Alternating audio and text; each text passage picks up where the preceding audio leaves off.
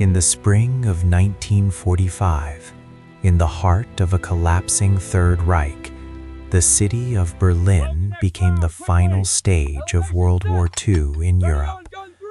Once the powerful capital of Nazi Germany, Berlin now stood surrounded, its defense weakened, its leadership isolated, and its Mustakbal uncertain. The Soviet Union, advancing from the east after years of brutal Sangharsh on the Eastern Front, prepared for one final offensive. Their objective was clear: capture Berlin and bring an end to the war in Europe. For Adolf Hitler and the remaining Kaiyada of Nazi Germany, Berlin was more than just a city. It was a symbol of power, control, and ideology. Losing it would mean total defeat. Despite the reality on the ground, orders were given to defend the city at all costs. Sainik, many of them young or inexperienced, were called upon to hold positions across streets, buildings, and makeshift defenses. By April 1945, Soviet forces under Marshal Georgy Zhukov and Marshal Ivan Konev launched a massive assault toward Berlin. Their armies, experienced and determined after years of warfare, moved with overwhelming force. Artillery units lined the outskirts, preparing one of the largest bombardments of the war. The earth trembled as thousands of guns opened fire, marking the beginning of the Battle of Berlin. As Soviet troops advanced, they encountered fierce resistance. German defenders had fortified the city using whatever resources remained: barricades made from rubble, machine gun positions in buildings, and anti-tank weapons placed at key sadak intersections. Fire mission! Fire! Adjust bearing, 2 degrees right. Stand by for rapid fire.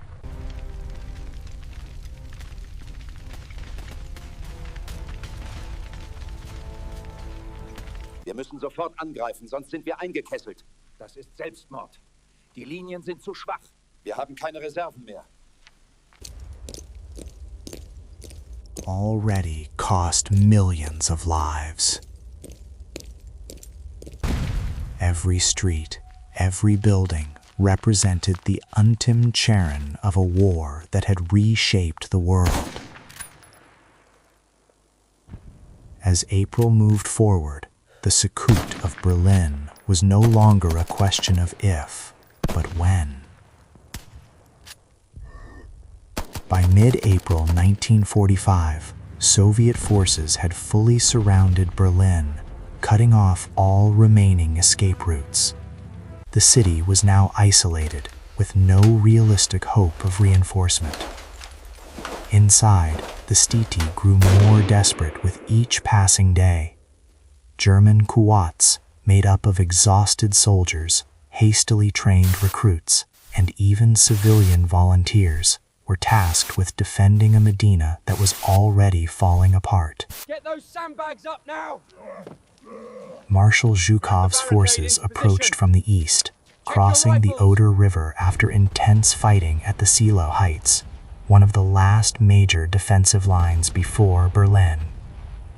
The battle there was costly, but once Soviet troops broke through, the Darik to the German capital lay open. From the south, Marshal Konev's Qawats advanced rapidly, creating pressure from multiple directions and forcing German defenders to split their already limited resources.